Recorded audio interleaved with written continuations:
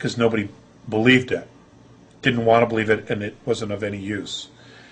Well, it's the same thing with the religions. It can be used for positive or for negative, but ultimately it's the responsibility of the people who buy into that belief system to use it in a good manner, or a negative manner.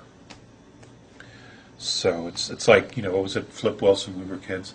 The devil made me do it. I mean, how often have we heard that? Where in fact, he made the choice to do it, so. Faust. Yeah, Faust. So, I know you've told me that in the last 5 years you've had limited contact, although you've had some in the last year with the Andromedans.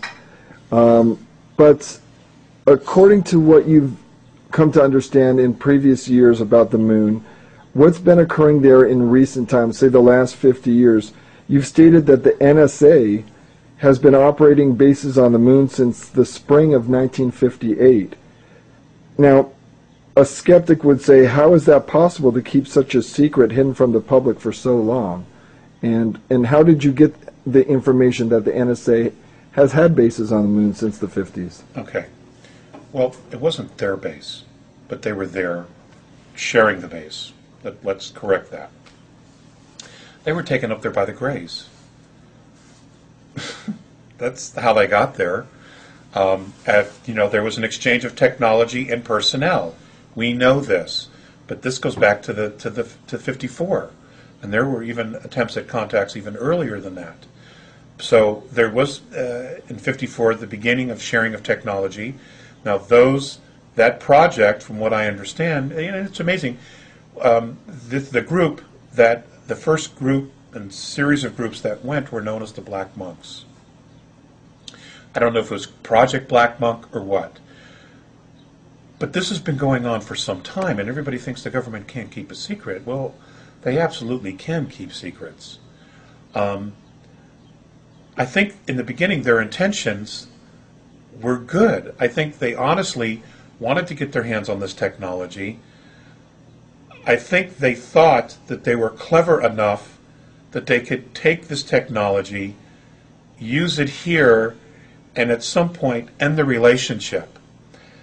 I think that they were arrogant enough at the time, I'm talking about our people, that began this whole program, that they thought that they could trick the Greys out of this technology. We would have it, and at some point we could push them away, and we would have it, and we would be free, et cetera, et cetera, et cetera. Either that, or they were incredibly naive and just couldn't help themselves. I don't necessarily have that answer. But it has not gone the way they've expected it. And many of them inside the program know that they're in trouble, that this is an issue that they don't know how to resolve. And I can tell you that I know that there has been efforts to reach out to other races to help with this issue. The problem is, though, and what keeps coming back when there has been, how do I put this?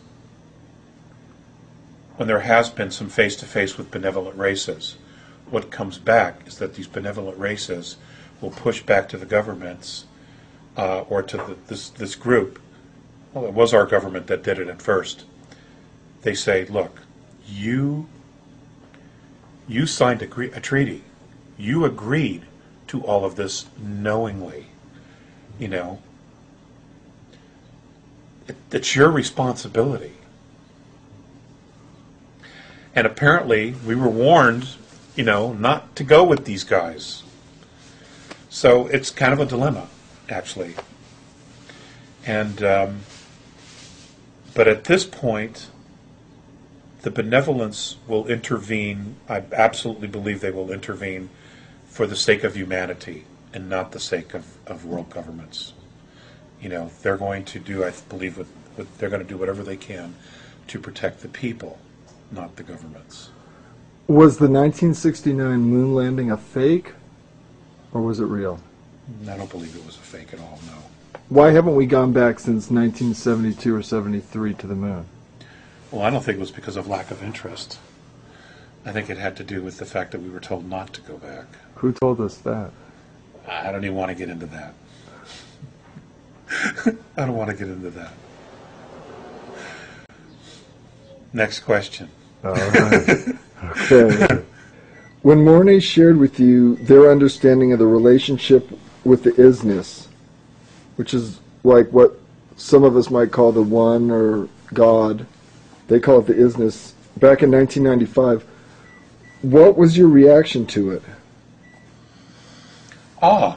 My reaction to it was awe because of the simplicity and how clean it was. And I immediately saw some parallels between what the Native American and other indigenous people had practiced as far as being a part of nature and appreciating nature and the grandeur of nature and watching nature and understanding the power and the presence of it, not only to heal but to create wisdom and to educate about who we are in our physicality. You know, for example, what most people don't understand is many of our herbal treatments that have been used for thousands and thousands of years. The indigenous people learned from the animals by watching the animals, knowing what plants to eat when they weren't feeling well. You know, I mean, we take it for granted because we think we have, you know, modern medicine, but most of modern medicine is recreating extracts found in the plant world. That's all it is. Except, you know, their stuff is really tweaked, you know, and it creates other problems for the body because it isn't real. Okay, Alex, critics of contactees often make the argument that the whole ET UFO phenomena is simply a ruse by attention seekers to create a cult following and pseudo-religion around themselves. Now, how would you answer these types of critics?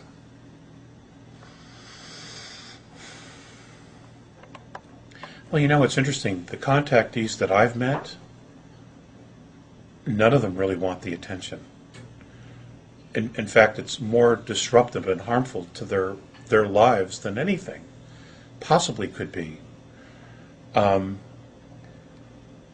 know, with the exception of the Meyer case, where they feed you and you know, it's become radical that Billy's it and he's the one and it's only him and it's only about him. You know, other than that, I'm not aware of well, there is that guy in France, right? The Raelians or something like that, whatever they're called. You know, there is that guy. I think that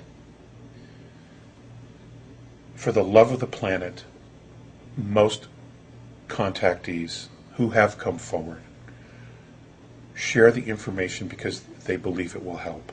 It'll help give us some insight into what our issues are and our own self-identity, to realize we're not alone.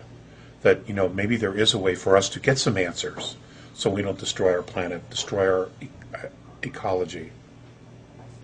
You know, that there are some mentors out there, races who could mentor us through this transition that we're going through.